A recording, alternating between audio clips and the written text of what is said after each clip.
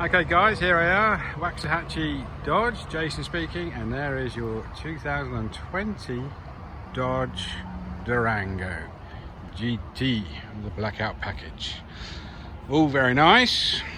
Just wait for the driver to turn up.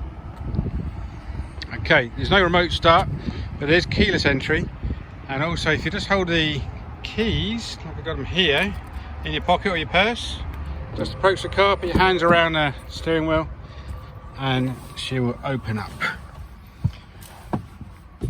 Push start, and I'm going to do a little bit of this on the fly. Okay, so while we wait for Uconnect to kick in, so cruise control here, pretty standard, and over here these buttons here control your information screen up there, so you can individualize it. At the moment you've got the compass on the top left and the temperature there in the top right screen. You can go into the menu system and change that however you want. Okay. Okay, so this is the Uconnect 4 system. You're used to an older Uconnect system in the Journey, so this is a little different. Let me just change a few things.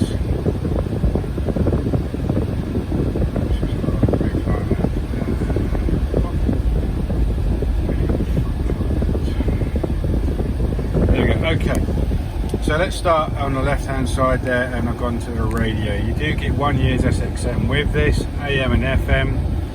FM's ever so easy, so we can tune a station that we like. I like you're into a bit of R&B, don't think that's going to be used somehow. Bit of rock, everybody likes a little bit of rock. And it says up here, hold to set. Hey presto, it's done. So you can save up to 12 presets of your favourites. Media, there's obviously no media connected at the moment, but if you've got USB, auxiliary, Bluetooth, it'll be through here. Climate, so you've got a dual zone climate control and a separate rear climate control. Okay, so I've just set it up at the moment at the front, and I've set the temperature to, hang on, let's sync this, 70 degrees both sides, and it's on auto. So what I recommend you do is find a temperature you guys like and then put it on auto, and then the car will work out the best way to maintain the temperature in the cabin and circulate the air. If you're on a journey and obviously one of you likes a little bit warmer or colder in the passenger seat, you can change it if it's dual zone, but when you sync it, it will always go to the driver's side because that's the important one. Front and rear demisters pretty much speak for themselves. If you want to do the old-fashioned way, you can select where the air comes and change the fan speed, but like I said, I would recommend you find a temperature you like and leave it on auto. Rear climate, so because obviously it's a third row vehicle, it has its own little climate as well, which you can control from up here, and they also passengers can control it at the back there. It's on 70. If you've got little ones playing around with buttons and you don't want them doing that, you can lock it and you're good to go. If there's nobody in there, then why run it, and you can just switch it off. No problem there. Okay, your app screen here is just more like a home button. So this is like a little area where you can get shortcuts to all the functions of the vehicle. But one useful thing is you can get a backup camera here. So when you're driving or stuck in traffic and somebody's getting a bit close to you behind, you can pull that up and it will stay on there for about 10-15 seconds and then it'll switch off again.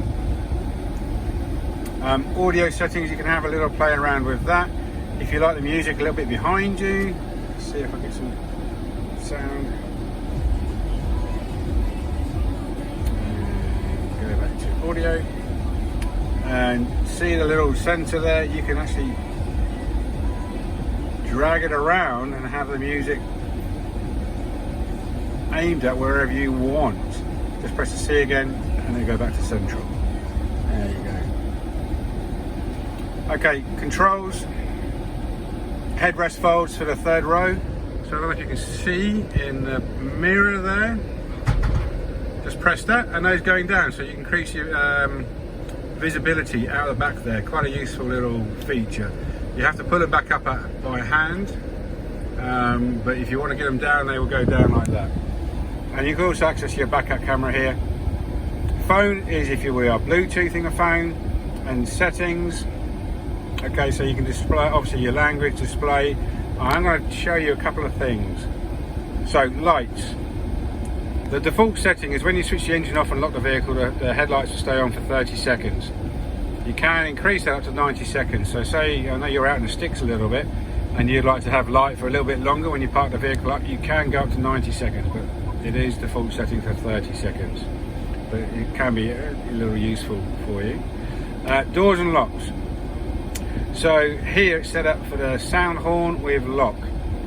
Now when you leave the vehicle and you lock it, you'll hear the beep as well. Some people don't like that, and if you get home late at night you don't want the beep warning. So my preference is I have it on second press. So when I lock the vehicle, I hear the vehicle lock anyway, so I don't need that beep. But if for whatever reason I didn't quite hear the vehicle lock, it's a bit noisy and I want to confirm it, I press it again and then I will get the beep. That's my preference.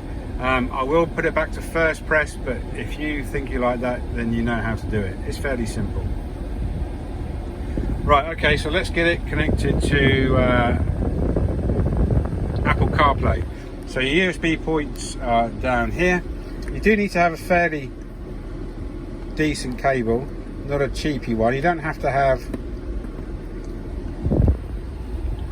Oh, I'm not sure if it's going to work now when I've connected this. It's a question and a half.